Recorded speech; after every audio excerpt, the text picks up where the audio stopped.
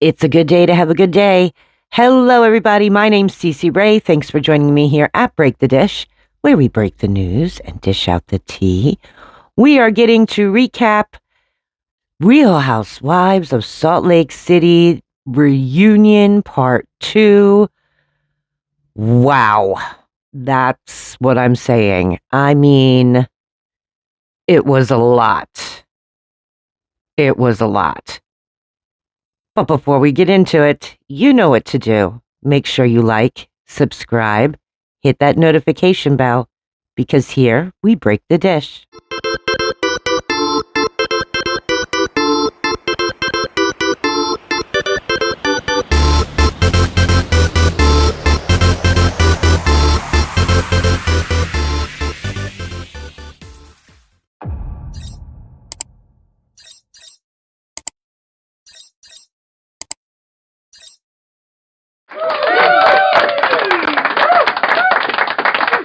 We are recapping The Real Housewives of Salt Lake City, Season 16, Reunion Part 2.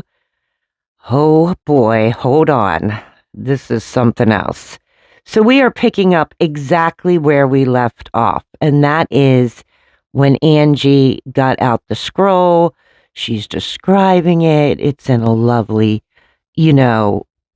stand. And she's explaining to Andy, if you look at this scroll and then look at your phone, you will see Lisa's phone number, because remember, she said, I thought she was my friend, but then I found out she was trolling me for 2 years. And so he opens the scroll, and of course, Lisa's phone number is there, Lisa's like, I'm so glad that we're doing this. And she like grabs her phone and starts like scrolling or doing whatever she's doing. And Andy's like, well, I'm looking, the account posting negative comments, and it's the same phone number. And Andy says, that they've apparently watched this account for 2 years. Lisa's like, it's not my phone number attached to it. She just starts going on explaining about, I don't know, something about save phone number and changing phone numbers, and now it's Whitney's fault. And Whitney's like, what? I mean, like, what Lisa Barlow, like, she is crazy in this reunion. So Heather says, we've known about this for 2 years. You owe us an apology. All of a sudden the women start arguing. I mean, everybody is talking all at once.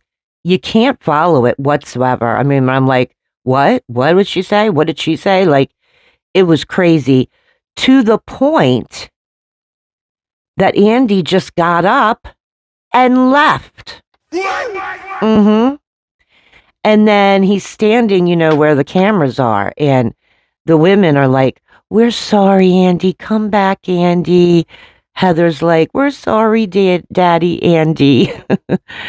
And he comes back and he's like, seriously, like, come on, So Andy says to Heather, and watch what happens live. You said that you had receipts, screenshots, proving Lisa was the source. Is this what you were talking about? And Heather's like, well, that's part of it. Con, win, fraud port of it all. I think Lisa's the source. They've been saying this for years, by the way. This isn't something new. But Lisa says, do you want me to talk about what you said at Red Rocks and the pictures you have on your phone? And Heather's like, what? Rolling Thunder? You want to go there? Andy says, what's Rolling Thunder? Heather's like, everyone on the couches knows what Rolling Thunder is. And, Heather says, Meredith can explain it. You can ask Lisa too. And Meredith says, they're alluding to someone that I was dating when Seth and I were separated. And they're trying to make it into some gotcha moment. Hello, your best friend sitting next to you? Lisa Barlow, um, she's the one that brought it out to deflect on her again. So Heather says to Lisa, why is it such a big bomb to drop? Lisa's like, you still have the photos on your phone. And then Andy says, well, she said that they both dated other people when they were separated. Like, what's the problem here? Meredith is like, it's the dumbest thing. Keep going. It's a bad look for other people. What is going on here? I mean, Lisa Barlow is like deflection upon deflection upon deflection. So Heather says to Whitney, right out of the gate, Meredith, let me explain to you, everybody, they took a break now and everybody went to lunch. Okay. Sometimes this is where you get the tea, you know what I mean? Or what they're really thinking, because the cameras are still there. And Heather says to Whitney, like right out of the gate, Meredith does not say a word in Lisa's defense. No, she doesn't. I mean, she's not really saying too much. And how can she when Lisa Barlow is like deflecting everywhere? Then it was Bronwyn, Angie, and Mary. Angie says Lisa's being really strange today. Like I was expecting her to be mean, but instead, like she's calm, like staying quiet. Bronwyn says, that Lisa always says that people are speaking over her when she's notorious for speaking over people. And, she feels as though Lisa has it in her head that she's going to handle it one way and she's sticking to it. I think that's a good theory. I think her handling it is named deflection. Then Lisa and Meredith are together, and Lisa says to Meredith, how do you think things are going so far? Meredith's like, I think you're doing a great job, holding your own. Lisa says, what part? Meredith's like, well, I don't know. Nothing specific. So Lisa says, we're going to have to talk about the plane ride, and we need to be prepared to back each other. The truth can't argue with the fact. When it's the truth, you can't argue with the facts. And their math isn't computing. We'll see, right? Meredith is like, why do you think they're so obsessed with us? It's weird and creepy. I don't think everyone's obsessed with them. I just think that everyone wants the truth out of them. There's a difference. So now everyone's back on stage. It's the grand Andy's talking about the grand reopening of Mary's Faith Temple Pentecostal Church. Andy says, I loved hearing you preach. And of course, Mary was looking at the package and she had tears in her eyes. And Andy says to her, what got you? And Mary responds, it's my son. He kept going, he's in jail. He kept going over to his ex-wife's house, even though, there was a restraining order. And he kept going back because he wanted to save her. But Mary is happy. She's in a good place. She feels as though her son is going to learn the hard way. And, never want to see your child suffer. I know it's good, but that he's there because it's either be there or the other alternative would be dead. Andy asks Mary, are you in contact with him? Do you go see him? Mary's like, no, I don't want to see my child like that. That's just, not right. but I do talk to him all the time.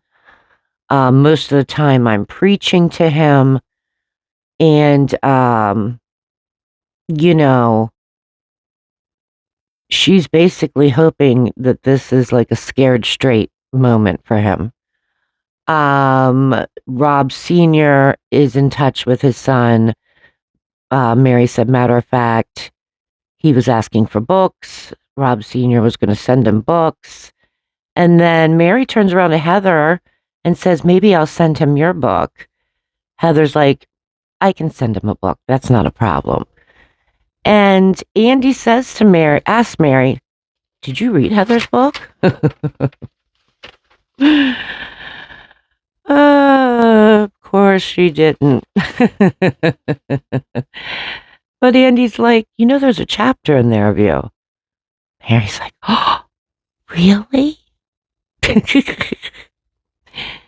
So then Andy says to Mary, I'm sorry hearing of your passing, of her mother, and asking her, do you have regrets since you didn't make amends? Mary's like, I haven't been in touch with my mother for 20 years. I have no regrets. But then Andy asks Mary about the documentary series that's out now about her church. It's comparing it to a cult. The sister is participating in it, Mary's sister. And the trailer alleges that it's like kink money. The congregation sees you as God. Do you have anything to say about that? And Mary turns around to Whitney and says, I remember you said that. It hurt. Andy's like, that's ironic. And then Mary's like, I'm thankful to see the truth. Whitney said, I'm glad to see people are standing up for her. Lisa said, it's old news. Mary said that this is what they were saying when her grandmother had the church. And Andy's like, why do you think it stuck? Mary said, policies, rules, different things that the church does, not used to being a Pentecostal church in Utah, more or less a black church. And so then Andy says to Lisa, you donated Vita Tequila to Church of Satan. And then they came out on social media and said it was a lie. Lisa says, I'll get the donation slips. But Brahman kind of jumps in and explains that there's actually two churches of Satan. One is more political, and then the other one is Church of Satan. So Andy is not done with Mary. He asked her, what do you think of Britani stating you're the least Christ-like person she has ever met? Mary's like, I didn't like that. Britani's like, I'm sorry, but you're mean. I'm over Britani. Mary says, you pretend you're not nice, and I meant everything I said. Andy says, do you accept her apology? Mary's like, I don't even like her. Britani's like, are you sorry for being mean to me and saying you're not cute, you're not funny? Mary says, why did I say that? I didn't say that for no reason. So then Andy kind of settles that down. So now he's talking about basically the yacht trip and, do a package and everything. And Meredith was asked, why are you not sticking up for Lisa on the yacht trip? What's your version? Andy's asking her, what's your version of sticking up for a friend? Meredith's like, I am her friend, but I didn't know anything about these lawsuits, except what she told me. But Lisa's like, I am her friend, you know? Mary's like, you are now. Lisa, I mean, she's sitting there. She won't even look like that. She's just talking straight across where nobody is. It's weird. And Lisa says, what did you say, Mary? Mary's like, now you guys are good friends. Lisa replies, we've always been good friends. Mary says, even when you called her a whore and slept with half of New York? That's what I like about Mary. Lisa says, do you want to go through the list of everything that everyone has called Meredith? And then she starts going on her own little kick, I'm MF, sick of hearing the same things on repeat. I'm done. And then she turns to Andy and she's like, why did you go back to that? Andy's like, it took you 2 years to repair your friendship. Meredith and Lisa are like, it's been like 5 years now. And Andy says, yes, but as a viewer, it permeates my thoughts when I watch the two of you. Meredith's like, everyone here has called me a grudge holder, but yet they're being hypocritical. So Andy says to Lisa, were you surprised Mary took your side? Here's Lisa. I'm not joking. Mary's like, Lisa doesn't care. Lisa's all about Lisa. She doesn't even know what you're talking about. So then Andy's like, she doesn't look like or Angie says she doesn't look like she does. Mary says he will probably have to help her. Lisa says, I do. I'm marveling at what you are saying. Mary says to Lisa, Andy asked you a question. Can you answer it? Then Lisa says to Mary, I don't need you to tell me what to do and how to do it. Mary responds, okay, well, I need you to answer the question. And then Lisa says to Mary, I am being thoughtful and pragmatic. Mary's like, I'm not happy about anything when it comes to you, Lisa. Lisa says, this is out of left field. So then Andy says to Lisa, did you know Mary took your side? She's like, yes, I do now. I do know. I'm grateful. I explained that to Mary numerous conversations over the last 5 years. I've apologized. Mary doesn't move forward. Well, that kicked it up for Mary. Mary's like, are you serious? I don't move forward? You sat there with Whitney and said my church was a cult. Did you forget that? What about Cameron? You brought him on the show. Don't you remember that? And I don't move forward? Mm-hmm. That's kind of true. You know what I mean? So then Mary keeps going to Lisa. You are the worst person when it comes to forgiving, and you remember everything. And then you tell it to the press. You were at BravoCon talking about Bronwyn, talking negative. You live in the negative train. You need help.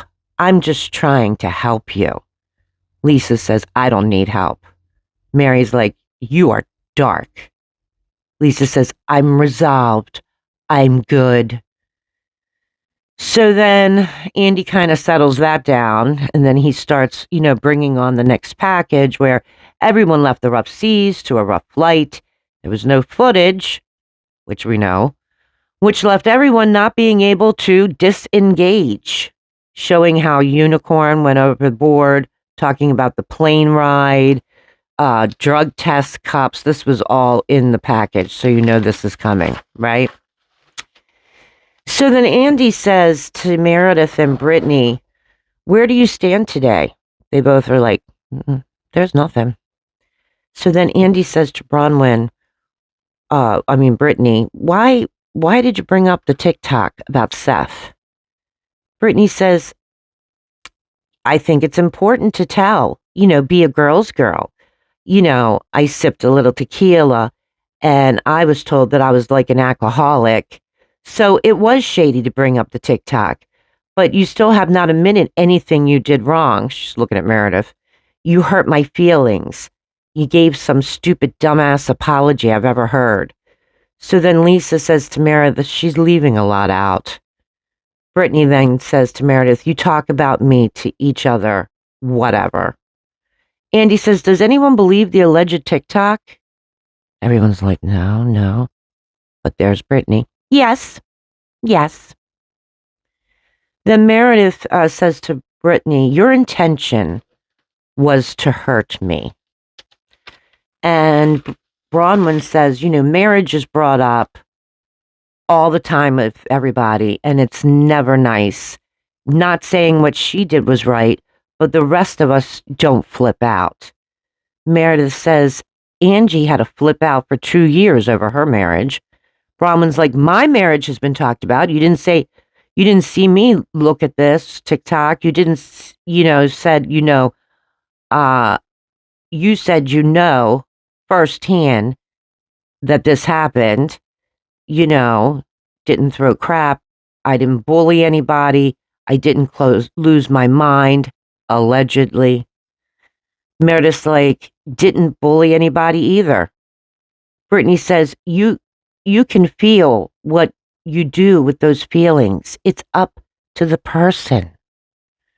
So then Andy says, Britani, on Watch What Happens Live, you said you had proof that Seth was unfaithful. Britani goes, yeah, I do. Well, it's not proof that would hold up in court. It's just hearsay. Seth told someone who told another person who's close to me that Seth has had 2 girlfriends in New York. Oh my goodness. Crazy, right? So then Meredith's like, starts calling her husband on the phone. Hi, honey. That's what you hear.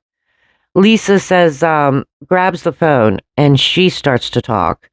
And she says, Britani's trying to say that you confide in Jarrett and you told him that you had 2 girlfriends in New York. Well, Heather turns around and says, why doesn't Meredith talk to her own husband? Lisa's like, we're close friends.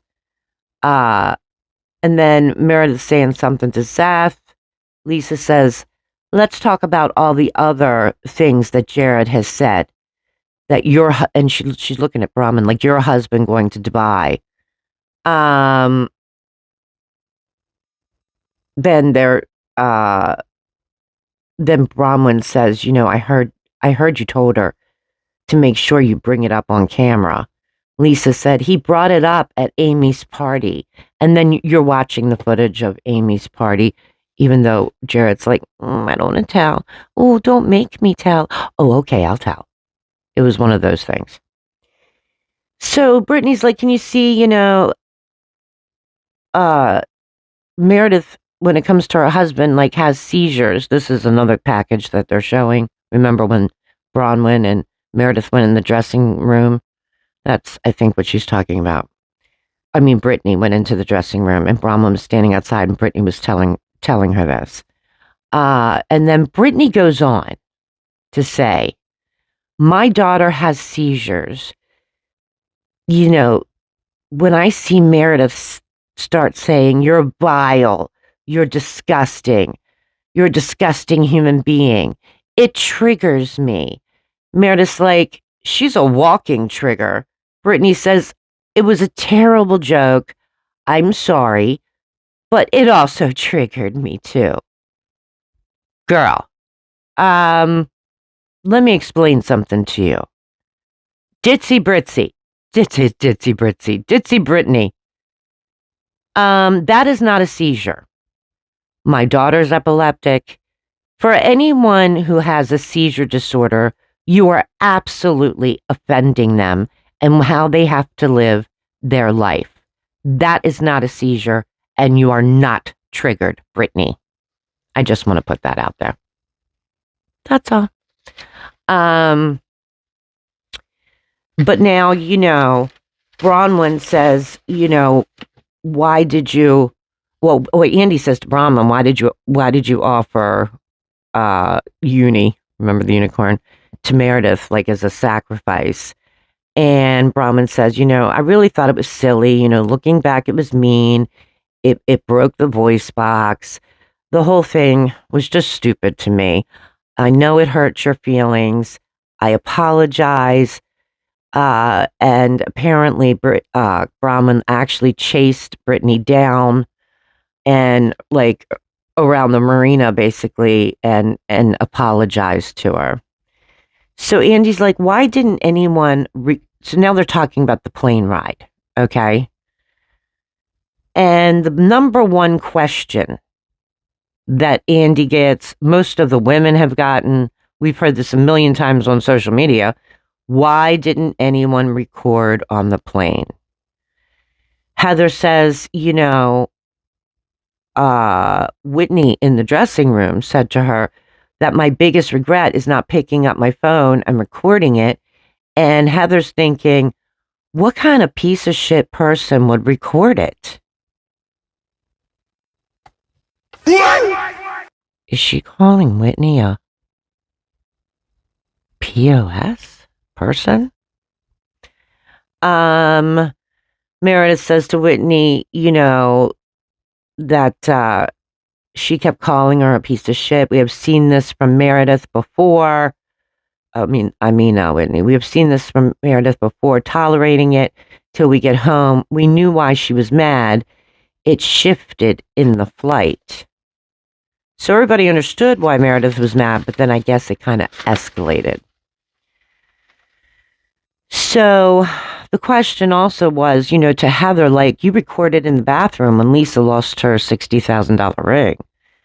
And the point I was going to make is that Andy's saying this to Britani, the last time you took out your phone, you recorded Meredith. And of course, Britani's like, I will never take out my phone again.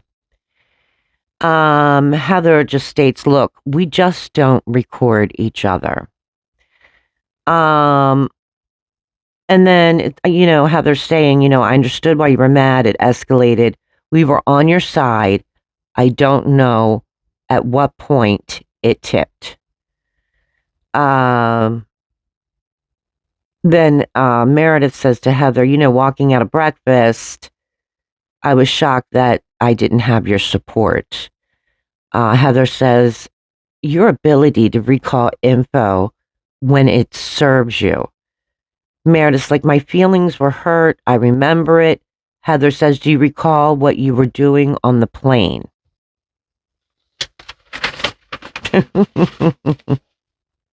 Meredith's like, excuse me, I never said nothing happened. And then, Meredith out of the blue is like, I'm not talking to her. She screeched at me for 2 months. And Heather's like, I screeched at you for 2 months?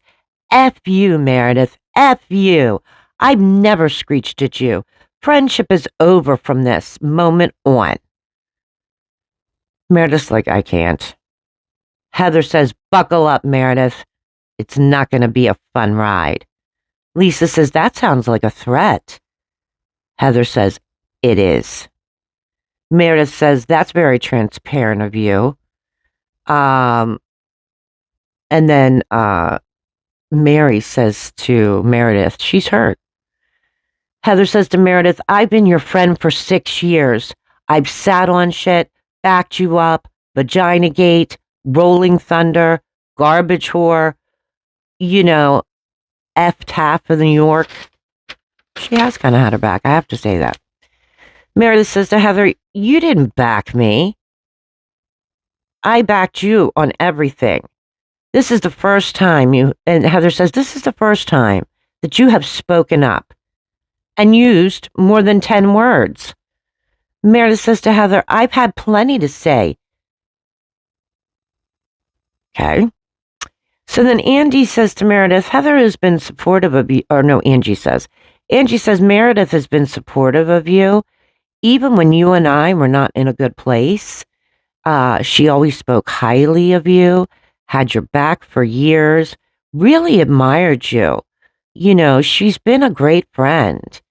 Meredith says to Angie, why is she so triggered by me? Just saying that she responded. And, you know,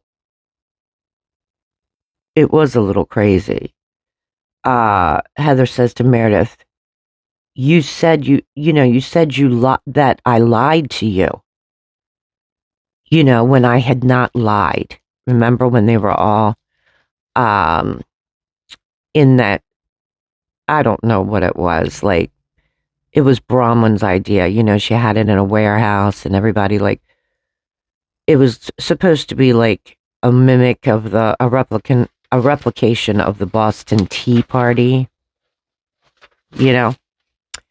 So Meredith says, we can get past what I wanted to say. Andy's like, do we want each of you, Brittany and Meredith, to say what happened? Meredith says, oh, wait a minute. Did I skip something? I think I may have skipped something. No, I didn't. So now, this is what Andy is saying. Do we want each of you, talking about Meredith and Brittany, to say what happened? Meredith's like, no, I have a question first. This is for the whole group. I didn't deny that anything happened. Something did happen. What we don't agree on is exactly what happened. It's what everybody, not everybody, is saying is what happened. I can't for the life of me understand how anyone was Brittany's friend, didn't get up to help her. Anyone who is my friend, if you're so concerned about me, as you guys express, didn't come to me and say, hey, Meredith, are you okay? It's kind of true, I guess. She has a point. I have to say that. So Angie turns around and says, I did. Meredith's like, yes, Angie did. Then Heather's like, I did when you got off the plane. I texted you when we were getting off. I feel sorry that you were upset. You saw the fact that I sent you after you had said to me, our friendship is over because you're siding with her. Let's talk about what's not being spoken. This is Meredith. Let's talk about what's not being spoken here. That's the, this is Heather. I'm sorry. This is still Heather. Let's talk about what's not being spoken about. That's protecting you. Horrible things you said about Brittany that we heard on the plane that no one has spoken about. You think we are protecting Brittany, but we are protecting you. Then everybody is like talking back and forth and back and forth and back and forth. And that's why I was confused because I had little notes here. But everyone starts talking back and forth again. And then Whitney is saying to Meredith, I asked you multiple times. We know you're upset. Calm down. Be quiet. And you said you wanted the TikTok. Meredith says to Lisa, nobody can find this TikTok. Meredith says to Whitney, you go find the TikTok. This is what's going on the plane. This is what Meredith said. Andy said, why didn't anyone switch seats with Brittany, if it was so bad? And Brittany was like, it's an international flight. It's a full descent. When it starts to get ruckus, flight attendants were checking on us. We had to keep buckled in. The nose of the plane was facing downward. And when I come back from the bathroom, there's wine all over my seat. Meredith's like, do I need to pull up info about unruly passengers? And then Meredith says to Andy, there was a producer sitting behind me. Ask her. Andy says, she was in a different class than you. Thank you. Well, there went that. Alibi. Then Meredith says, I didn't dump wine on your seat. I didn't even kick your seat. Andy says to Meredith, are you denying what the women have said? Meredith's like, I was talking to Lisa. I didn't touch Brittany. Any contact. Lisa was sleeping. I had to climb over her. That was the only contact. verbal or physical, that I had with Britani. Heather's like, when you were using the chair to get to the bathroom, you had to climb over. Meredith's like, yeah. Then Andy says to Meredith, did you have a drink before you got on the plane? Meredith says, before we discuss this, and I want to revisit that with you, but I want to explain why I have such a fractured relationship with Britani. It's rooted in bigotry. I addressed this with her off camera. She was nasty to me. She eked out an apology. This is getting so good. I'm just saying. So then Andy says to Meredith, do you want to tell me what you are referring to? Meredith's like, she supported a bigot. This nail tech was on the news, on social media, and he had this interaction with a Jewish man where the tech said, oh, you're Jewish, and made a nasty emoji on it. The Jewish man responded, what's wrong with that? The text said, Jews are pedophiles who escape prosecution by fleeing to Israel. This guy, the Jewish guy, not the Jewish guy. This guy, that's the nail tech, was getting attacked on his Google page. So he asked Britani and Jared to make a review on his Google page to combat all the bad reviews. And Britani's response was, yeah, of course, no problem. She said, and then apparently Britani says, Britani's response was, well, I only saw the one thing. Was there more? Talking about what he was saying against the Jewish people. And she said she never picked up the phone. Meredith, I saw this. I want to explain what happened. This is not true. This is Britani talking now. I'm starting to feel like Meredith, to be honest. So Meredith says, in the RV trip, this is what was festering inside of me, and I'm more hostile to Britani than the viewers could understand. She said, let's sit down and talk and start to explain to Britani. Britani screamed at me to shut up. She was nasty, she was condescending and rude, and after a half an hour, I got a half-ass apology. Andy says to Britani, what's your version? Britani says the nail tech reached out. I do Meredith's nails. I would like you to do your nails and for free, and in exchange, do a post. Britani's like, great. She said he did a great job. He reached out to me and said, hey, I'm getting bad reviews. Can you write a good one? Britani's thinking this is the least I could do. Next, someone sends me posts. I'm thinking, what is happening? I called the tech. Are you anti-Semitic? I took down the review and told him never to contact me again.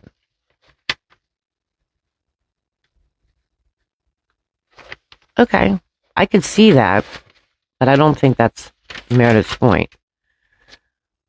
Britani says, I'm not going to reach out to you, looking at Meredith. Andy says, you use the same tech.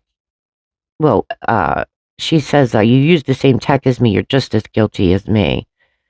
Meredith's like, this was very sensitive and hurtful. And Andy says to Britani, when you wrote the review, did you know he was anti-Semitic? Britani says, no clue. Meredith is like, it was all over the news and the internet. Heather says to Britani, are you anti-Semitic? Britani says, no. Heather's like, then apologize to her. Britani's like, this is one of the worst accusations you can get, furthest from the truth, and I will not be called this without everyone hearing me out. And she says, I handled it the right way. When I found out you felt this way, what did I do? I cried. I held you in my arms like a child. Oh my God. Holy moly. Meredith says to Lisa, this is a good performance. It sounds like a theater voice. Heather says to Meredith, did this happen? Meredith's like, no, not like that. Britani says, and I cried. Angie says to Meredith, can you not believe that maybe she didn't know? Lisa says to Meredith, she's innocent, but we're always guilty. Then Meredith says to Andy, this is what she did when we talked. She made it all about herself, that she's the victim. So then Heather says to Meredith, I feel she is sorry. Meredith's like, Mary says, why can't she just say it then? And Heather says to Meredith, she said it. She's sorry, I think. Britani's like, looking for something mean and nasty to say about me. It's not too hard, actually. Then Andy says to Meredith, has she said anything anti-Semitic to you? Meredith says she attacked me since day one. She has not been nice, and she started attacking me. Andy says, did you feel she was attacking you towards your religion? Meredith said, it felt targeted. Britani's like, I don't understand this. This is unfair. This is not right. Meredith says, she's the victim here. Britani says, I'm not the victim. I'm sick of this bullshit. Excuse to be made at a time. Don't understand. It's not fair. I'm so sick of being ganged upon. Tired of being the low-hanging fruit. To be called bigoted. It's not okay. And my breakers, that's where it ended. I don't even know what to say. Number one, what is wrong with Lisa Barlow? Like, seriously, what is wrong with her? She is deflecting. Somebody asks her a question. She responds with like another story, like out of the blue. It's really weird. She's sitting like straight up. She won't look at anybody. She's just staring straight ahead. It's weird. What is Lisa Barlow's problem? Because this is weird. I understand now why Meredith didn't like Britani, even though I don't like her anyway. Ditzy Britani saying that, when she made up that whole thing in the TikTok and, Meredith was calling her vile and disgusting and she's a disgusting human being. And that triggers Britani because she had a daughter who had seizures when she was young.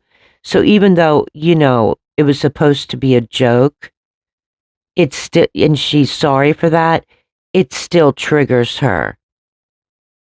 Ditzy Britani, listen up. It does not trigger you. I have a daughter that's epileptic.